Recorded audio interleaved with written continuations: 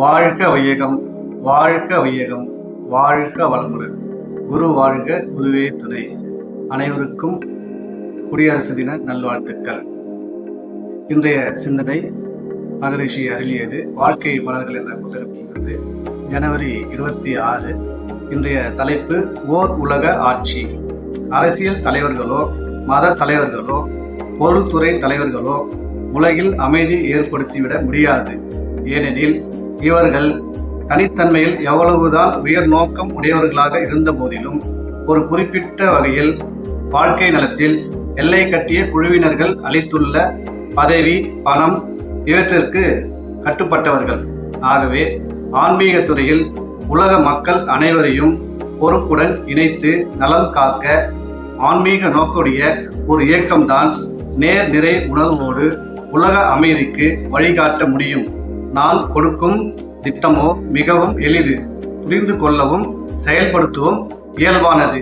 ஐக்கிய நாடுகள் சபைக்கு போதிய அதிகாரம் அளித்து உலக நாடுகள் ஒன்றிணைந்து உலகிலுள்ள எல்லா ஆட்சி எல்லைகளையும் பாதுகாக்கும் பொறுப்பை கூட்டாக ஏற்றுக்கொள்ள வேண்டும். இப்போதுள்ள எல்லை தகராறுகளை ஐநா சபை ஏற்படுத்தும் நீதிமன்றத்தின் மூலம் எல்லா நாடுகளிலும் எதிர்ப்பின்றி ஏற்றுக்கொள்ளக்கூடிய திட்டமும் செயலும் நான் கொடுக்கும் திட்டத்தின் சாரமாகும். எல்லைகளின் பாதுகாப்பு ஐநா சபை மூலம் உலகம் ஏற்றுக்கொண்டால் தனித்தனியே எந்நாட்டுக்கும் இராணுவம் தேவைப்படாது.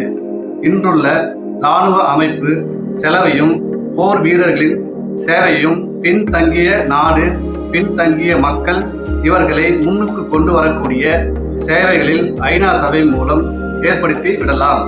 இராணுவத்தின் செலவும் ஆற்றலும் மக்கள் நல சேவைக்கு திரும்பப்பட்டு விட்டால் 15 ஆண்டு காலத்திற்குள்ளாக உலகில் உள்ள ஒவ்வொரு நாடும் சமமான பொருளாதார வசதிகளோடு அன்பு வளம் பெற்ற உள்ளங்களோடு அமைதியாக வாழ முடியும்.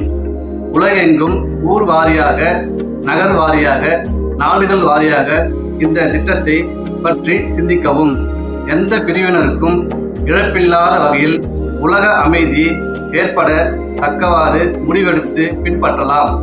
இந்த பெருநோக்க சேவையாற்ற வாக்கு, பொருள், ஆற்றல் என்ற எவ்வகையாலும் உலகிற்கு தொண்டு செய்ய வாருங்கள், கூடுங்கள், நலம் செய்து நலம் கண்டு மகிழுங்கள் என்று அன்போடு அழைக்கின்றோம். வாழ்க வளமுடன்.